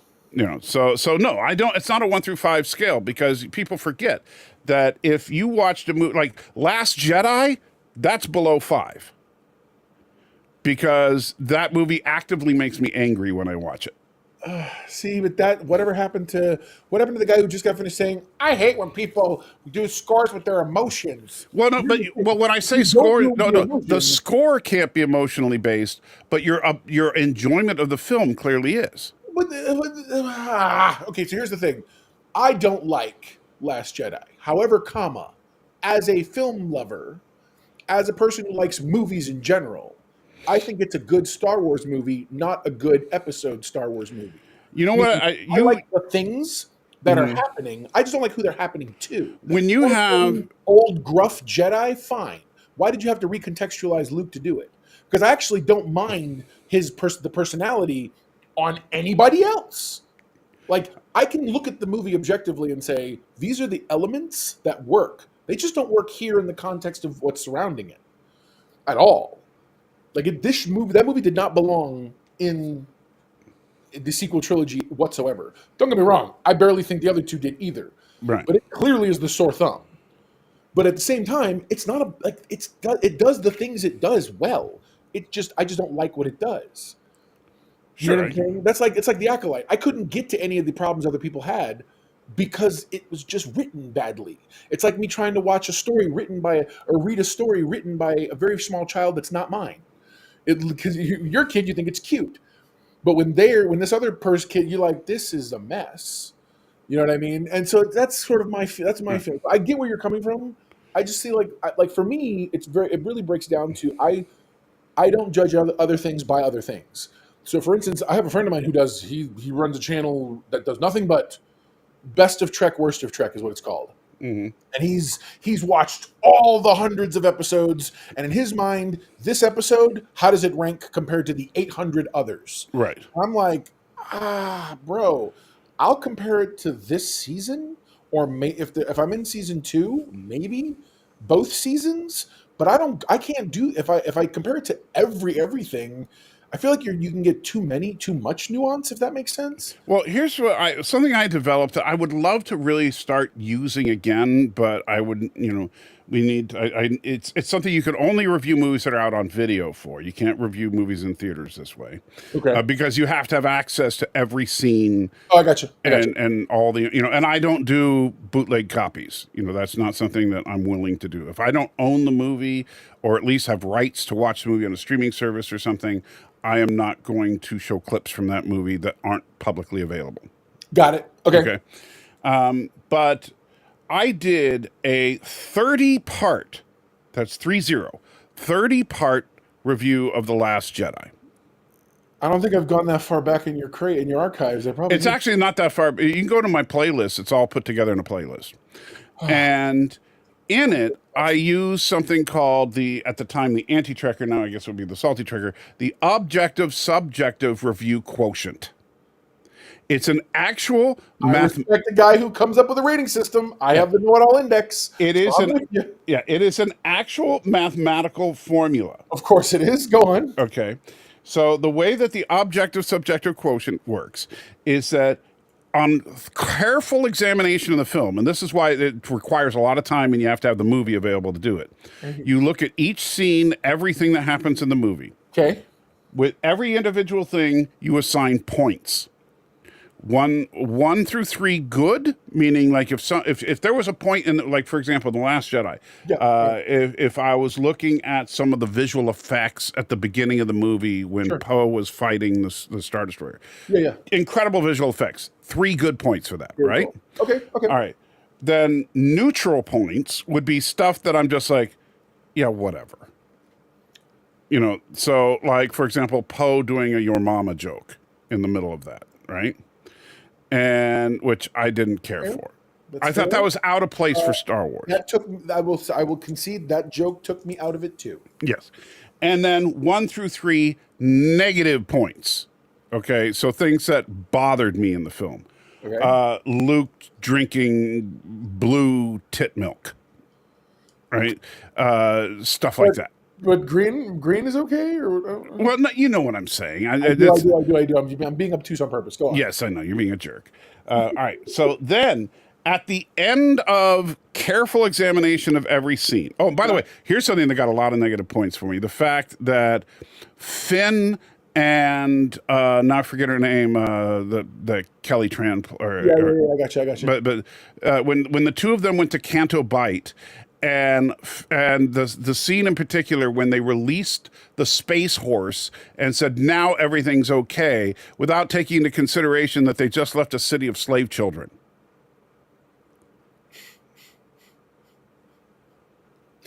That's fair. Yeah. Okay. Like you're getting that's like a 3 negative point. Political stuff, but I feel you. I totally. Well, no, it's not just it's not political. In fact, I purposely left politics out of this review. I did not criticize all the man hate or anything like that. I did a separate video on that, but that was not considered part of my review. Right on. Okay. So at the end of the day, you say, okay. There are X number of good points, X number of neutral points, X number of bad points. Got it. Then that's where you run it through the review quotient. And the review quotient run through the garden is good plus neutral divided by bad plus neutral plus good plus neutral times 10. And that gives you a score out of 10. Can you bring me Baby Know-It-All's science calculator, please? Uh-oh. I'm gonna need it for this thing he's got. She's got one of those big T100s upstairs. I'm like, obviously, I need that for this. Yeah. So in the case of The Last Jedi, I'm looking it up right now. I had 132 good points, 43 neutral points, and 808 negative points. Really? Yes. 808? You'd have to watch all 30 parts to see what they were for. And I try to justify everything I give a point to. All right. You know what you're creating here. You don't. You think you know what I'm about to say. You know what you're creating here. What's that? I'm clearly, as a Nerd Fights thing, going to have to watch these. And if I vehemently disagree with any of them, I will have to do a rebuttal about in time. Well, we could do a redo of it. I may end up with a rebut of like maybe a few of your, because I feel like, don't get me wrong, I do believe that there are negative things. I absolutely do. I am not, but I feel like contextually, you have to say, at least for me, as a reviewer and as a critic, it's funny, I get so much crap for this for the Acolyte. People are like, you just want to hate bait. And I'm like, what are you talking about? I want a good, well-told story. But I can in the same breath as saying that, look at the choreography fight scenes and go, these look really cool. These look amazing. I love what they did. I like what's going on. I like the fact we saw a Jedi Wookiee at all. But I'm equally upset that you killed him off screen. But like if I was to, but that's stuff like if I was to do the objective subjective review standard on the Acolyte, then yeah, you're absolutely right. Like things like the lightsaber duels would definitely be getting a lot of positive love, right? Sure. And in fact, despite what a lot of people said, I love the fight at the beginning with Carrie-Anne Moss versus the Acolyte. I thought that was a great fight, especially when you understand that the world they set up. I got you. Yes. So there's a lot of stuff there in the action to like. But then there's stuff like, why are they twins but not twins as far as the casting? That throws me off. Sure. Okay. That would get some negative points. that they start revealing stuff too early. That would get negative points. There's stuff. Most of the negative stuff on the Acolyte would be story based. Most of the positive stuff would be action based.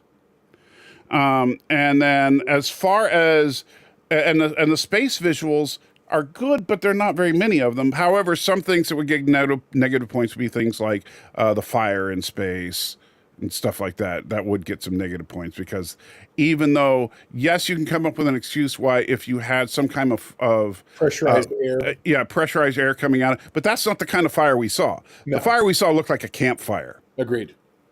That is not possible. Because the big comparison people were making at the time was, what about the picture of the Death Star when the one ship, or not Death Star, but the one Star Destroyer thing, the fire and explosion. I'm like, yeah, because the ship is full of air that just combusted. Right. Now notice it also dissipates really fast. Right.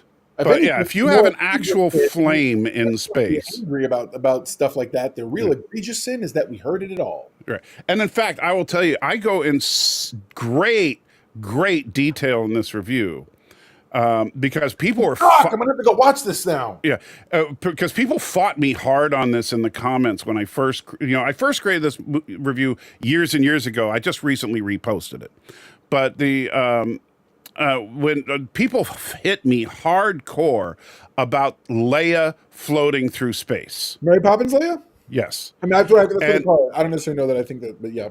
No, I did absolutely say I thought it looked stupid, all right, which I still maintain. However, I did not take off a single point for Leia should have died or anything like that. The Force is flammable, yes. I love you so much. With the Force, they can hear you scream in space. Victor, you and Stan both have a place in this set, man. Any stage, anytime y'all want. You guys are hilarious.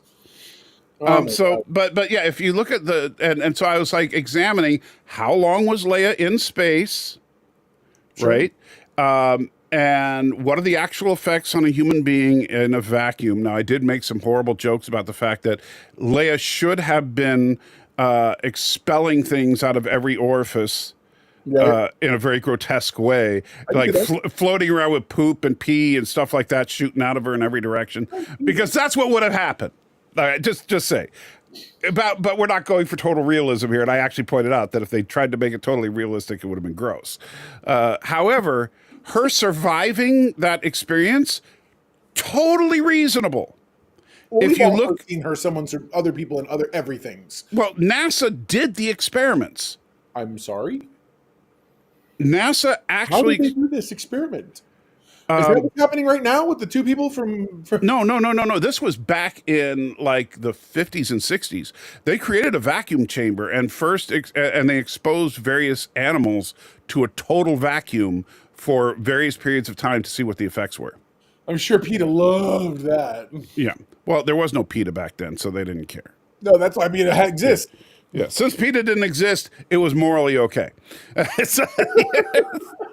If no one's there to protest, is it a bad thing? Right. And so they were trying to figure out, because they had to be prepared for any eventuality. And how long would an astronaut be able to survive if they had a catastrophic breach? To be able to get their spacesuit on and stuff. And so, how do you know? You put a chimp in a vacuum chamber and find out. That's what you got to do. And that sounds horrible and cruel, but I will be honest. I'd rather have them tested on a chimp than an actual person. Agreed. No, I do agree with that 100%. Yeah, I agree with that. No matter, the people want to have the argument, but it isn't an actual. No, it's not. Stop it. Yeah. Right now. But they did do the test, and I can't remember the numbers, but it's in the review. I actually did all the research. It's in the review where I talk about this is how long they determined a person can survive. This is how long Leia was exposed. There's nothing wrong with Leia surviving. Yeah. Here's what I'm gonna do. I'm telling everybody, and I'm making this announcement to the channel. I'm gonna watch these. I'm not gonna say anything yet. We can watch them together sometime. I would love that. And what I want is, if it's worth doing, we're going to consider revisiting this. Consider it like, not that I need to. I'm not taking a position per se. I want to do this in one-on actual. Here's how we should. After you look at the Last Jedi review, okay, This is an idea, and I'm throwing. I know we're in public still, but I want to throw this out there as an idea. Good. So we pick a movie, particularly a controversial movie, one that got a lot of hate or something like that. Yay. And we slowly, methodically go through the movie. I put my positive, neutral, negative points on the board. You put your positive, neutral, negative points on the board. We go through the objective, subjective quotient, figure out my score out of 10, your score out of 10, average the two, and we have the Nerd Fight score out of 10. Okay, I mean, mine's the know-it-all index. How much nerdier can you get than to have two? If we're branding our own methods of rating things, mine is the know-it-all index. Thank you, subjective, objective, whatever. So we call it the objective, subjective, know-it-all index. I'm sold. I'm sold. Yeah. And how much nerdier can you get than to have two algebraic formulas being averaged together to get a final score? I love our audience. Hey, it's the power of math, people. So I'm gonna have to give boyfriend know-it-all, which is my daughter's boyfriend, because he's the mathematician. I am not. And well, then have him look if he pay attention. However this works out, you got to be the valid. I need a third-party validator to make sure that we're mathing correctly. Well, and I will tell you, I actually, when I first created the objective subjective quotient, I was corrected by someone who was a mathematician, and he gave me an updated formula that I ended up using.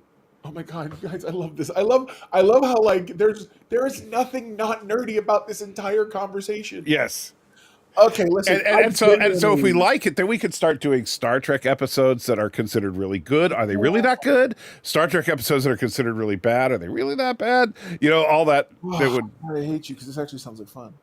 Yeah. All right. Oh, you hate me because I come up with a fun idea. What a jerk you are. I know you got to get going.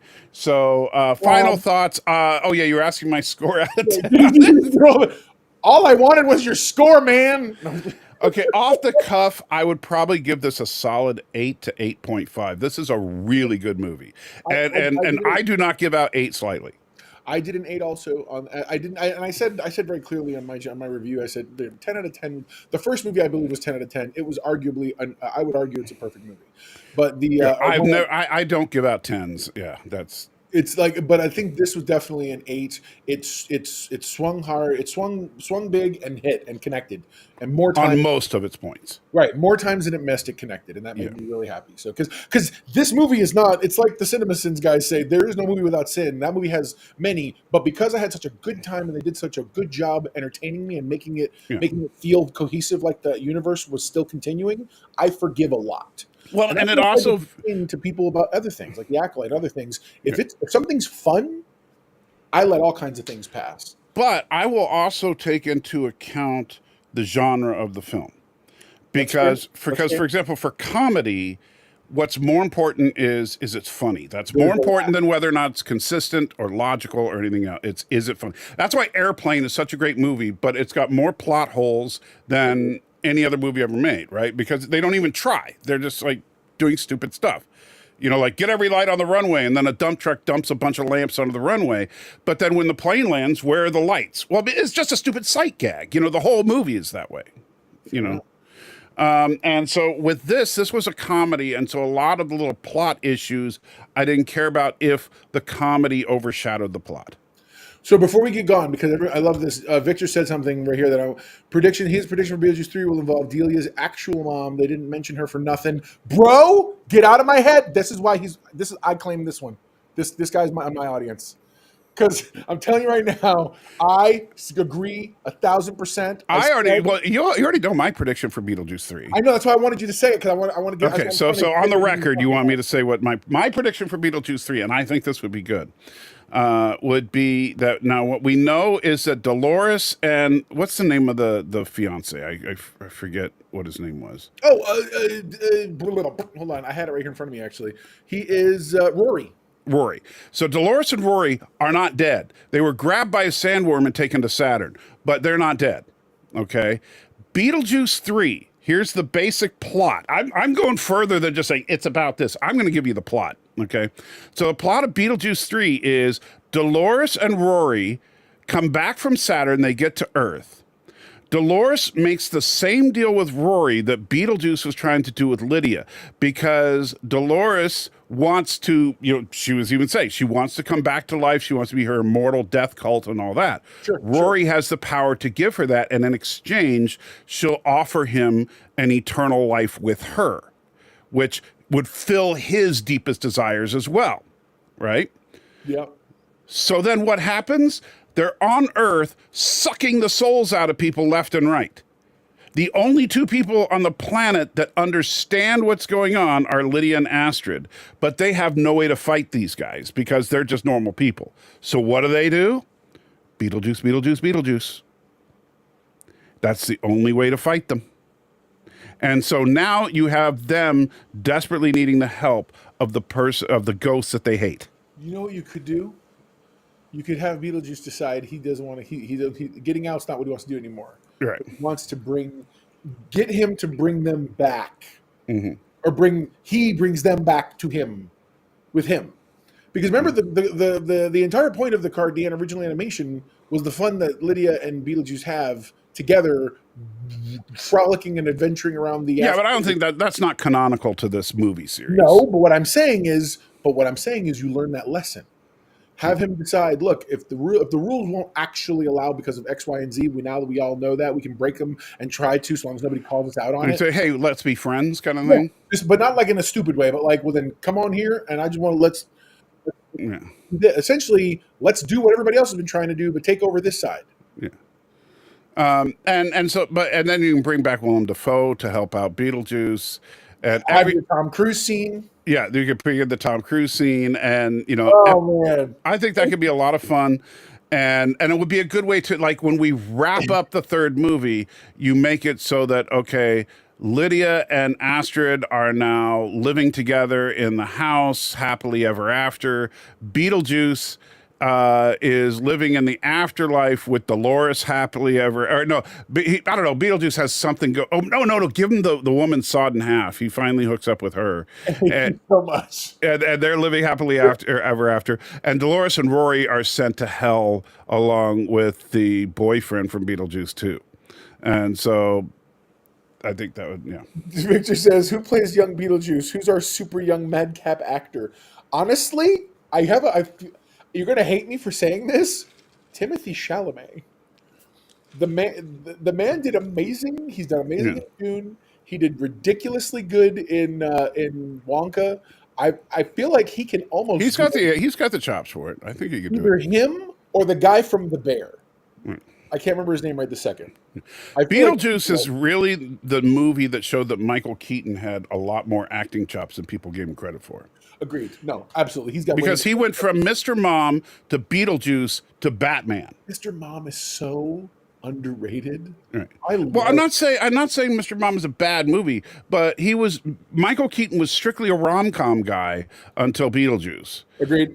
And then he went from Beetlejuice to Batman, which was his first dramatic role, if you will. Yeah. And you were like, holy crap, this guy can do anything. Right. And then you look at him, like, fast forward a couple of decades, and you look at him as the Vulture, and he is downright terrifying as the Vulture. All right, everybody, this is our. This shows that we are not old. We're not an old guy show. Yeah. Anthony says they need Beetlejuice in Fortnite. I instantly get that. Right on, sir. Well, no, that kind of shows, because that means Anthony's kind of old, because Fortnite is so last year. Everybody give me 2 seconds. Hey, Salty. Yeah. Fortnite is a video game the kids play. Oh, except that the kids don't play that anymore. Yeah. No, all the kids have grown up and now they're the geeks. Fortnite is the video game equivalent of Facebook, okay? Yeah. It's still active and doing well, but it's active and doing well with the older crowd. We all have, because those people are now grown-ups with disposable income. Yeah. So they're like, sweet, give me all the new school skins, baby. Let's do it. Oh man, I love you guys so much. All right, so we're gonna wrap it up there. Thank you guys for hanging out with us. Dude. Remember, you're the salt of the earth. I'm the salty checker. Mr. Know-It-All thinks he knows it all, but he doesn't. Everyone loves a know-it-all. Except me.